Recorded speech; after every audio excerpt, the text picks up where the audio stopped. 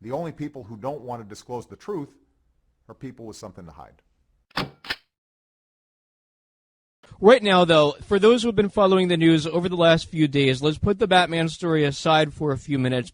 A top news item, although it was covered in a major biased way, still it was all over the news, lead story at Drudge, was Sheriff Joe Arpaio's continued investigation into Barack Obama's birth certificate. Now, already a few months ago, Arpaio had a press conference where he announced that there were findings in the birth certificate of the PDF copy that Obama released online that are not consistent with an ordinary scanned copy. In other words, modifications. Well, now, Mike Zulu, Sheriff Joe Arpaio's lead investigator, went to Hawaii with a team, with Arpaio's posse, and they found some very interesting things. We are joined, because we go always directly to the news, we are joined right now by Mike Zulu, a Sheriff Joe Arpaio's lead investigator. Mike, welcome to the program. Now, for those who are listening on the internet, if you're by a computer right now, you may want to go to Obama's long-form birth certificate, the PDF copy released. It's at whitehouse.gov.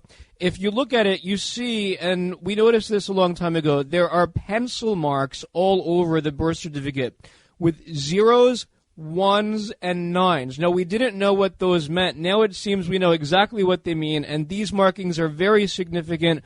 Mike, take us through it. Tell us what these markings mean. What are they?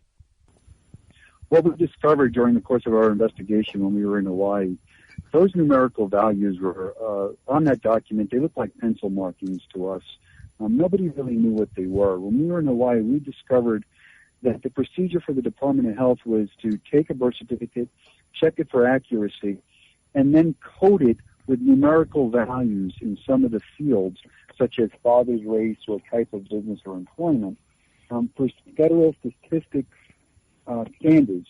In other words, what they would do is they would take these numerical values that are a designator to identify that information, and then the federal government would take that information and put those number values on magnetic tape for their own census information. And that's how they would derive the amount of births and whatnot throughout the nation. What we found is that the clerk, when they would receive the document, would check the document over. Then they would code it with these statistical values. Then they would give it to another individual to recheck it for accuracy. And at that time, it was signed by the registrar and dated and accepted by the Department of Health. Well, the values were curious. If you look at Mr. Obama Sr.'s race, the box says African, and that's always been a point of contention because in the 60s, African wasn't a race designator. Next to it is the number 9. Well, we learned that the statistical codings in 1960 for the federal government, and actually through the remainder of the decade, number 9 stands for unstated, or information not supplied. Well, if you have unstated information or information that hasn't been supplied, you can't have a field in the box. It would be left blank. So what you're saying here, to clarify, is that what happened was that somebody would fill out the birth certificate information, they would put it on the paper, and then a clerk, and then this was rechecked, would go and put these numbers, which until you went to Hawaii, people didn't really know what they meant, including 9. And if there was a 9 there, it means that information is missing. And yet, very strangely, in 9, for example, where you just said Obama's father was listed, the race as African, there's a 9, but that should be blank. So I understand that you caught up with. We didn't really know exactly what this signature meant, like an E. Lee or V. Lee. On the birth certificate. Well, you actually found Verna Lee, who's 95 years old. Apparently, she was running the office at the time. What did you learn from her about these codes? And actually, did she say that it's possible that this could have been a mistake? That, in other words, let's say some clerk just got this and wrote a letter 9 by mistake, and yet the father's race was filled out, and so maybe this was an error. Yeah, what she did is she laid out for us the procedure, what I just previously described, how the birth certificate came in and how it was coded. As far as the mistake is concerned, she told us basically not on her watch. She says that these were filled out by one individual, then rechecked by a different person for accuracy. And it should also be noted why her statement, we believe, has credibility because the same number 9 appears in the box above for father's type of business or employer. With a number 9 there, but the box contains the word university. Well, it's really highly, highly improbable that two people are going to mismark a document, especially with a number 9. We are sure that number 9s were prevalent in Hawaii with a lot of missing information, especially on single parent birth, single mom birth. So it's going to be extremely hard to press the issue and say, well, it was a clerical mistake. According to her, it can't happen. We're speaking with Mike Zulu, the lead investigator of Sheriff Joe Arpaio's cold posse team investigating President Obama's birth certificate. So then the question becomes, where did the 9 come from? There's been a lot of speculation over these last 2.5 years, since Obama refused to release the long form and then finally released it in PDF file on the internet. There's been a lot of speculation about two twins who were born in Hawaii at around the exact same time. Is it possible that the number 9 comes from their birth certificate or a template that was copied from another birth certificate? The number 9 do not come from the Nordyke birth certificates. Those are clearly marked Caucasian for both fields of the mother and father, and they are marked number 1, which is the appropriate marking for what would have been a white designator as far as race. So we don't believe it comes from the Nordyke. Now, it is possible, very possible, that it's a template of another birth certificate. However, I have to start to come to the conclusion that there was a reported birth for Mr. Obama, because it does appear in the 1961 newspaper filings. However, in Hawaii, an individual can go in and report a birth that is called unattended and merely state that the birth has taken place. The Department of Hawaii is compelled by statute to register the birth, but it can have a lot of information missing. So it's quite possible that this birth could have occurred somewhere. We know it didn't occur in Kapolani Medical Center. Somewhere else in the state, or more probably somewhere else outside of the state of Hawaii.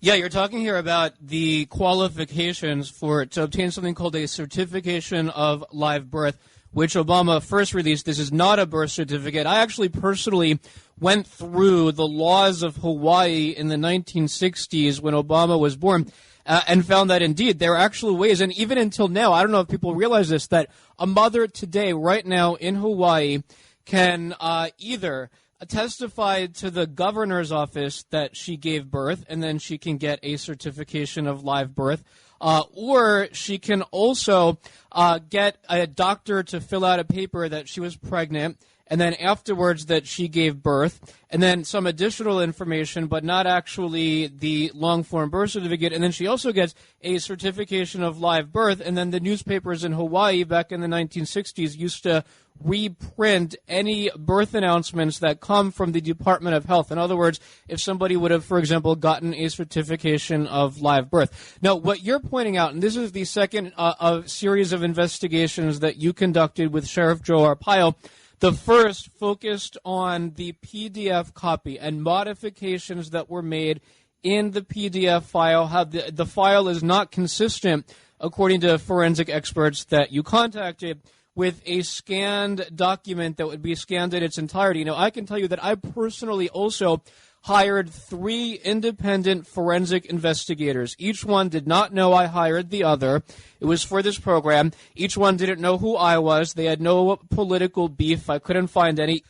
So all 3 came back with the same conclusion, and that was that there were modifications on the PDF file that they could not explain, that are not consistent with a normal scan document. And so what you found, what these forensic investigators found, pretty much any news media outlet out there could actually find if anybody at any outlet simply hires forensic experts to go over the PDF file. Now, you have, and Sheriff Joe Arpaio has called for Congress to investigate this. Do you expect, have you been in touch with any members of Congress who will actually pick up this investigation? We have not had any success with penetrating the fortress around this issue in Congress. I don't understand what the reluctancy is. I mean, it is amazing to me that elected officials, after millions of people clamoring about this for years, and now a law enforcement agency coming out for a second time proving the document not only false through digital forensics, but now on its face with good old-fashioned police work and investigation, and nobody wants to do anything about it. It's mind-blowing. Yeah, well, also, what about the news media? Because I personally read a lot of the coverage in the mainstream news media of your press conference that was held this past week, and what they're doing is slamming Arpaio, claiming that he's doing this for political reasons because of the Justice Department investigation into him. But again, any media outlet that wants to hire forensic experts, I mean, I couldn't imagine President Bush releasing a PDF copy of some file, let's say his birth certificate, and then having actual modifications in the document, and then the news media is not going to hire forensic experts. So what about the news media? Are you surprised that they're not also doing very real investigating that is not too difficult to do in this case? You know, I am shocked at the veracity that they attack us on over this. And just like you said, anybody worth their salt could hire somebody. Here's why they won't. They won't hire it because they know it's true. Here's why the Obama administration, every time there's a court challenge, never walked in with a document. Because like I said in the press conference, this document cannot survive judicial scrutiny. You cannot take it into a court and have it deemed authentic. There's not a forensic document examiner in the nation that could qualify this as an authentic document. The document fails every investigational test and will fail legal scrutiny. And we are confident that if you put this PDF on trial, we can defeat it in a court of law. It can never be authenticated. All right, Mike Zulu, lead investigator for Sheriff Joe Arpaio on the birth certificate issue. Thank you for being here. The only people who don't want to disclose the truth are people with something to hide.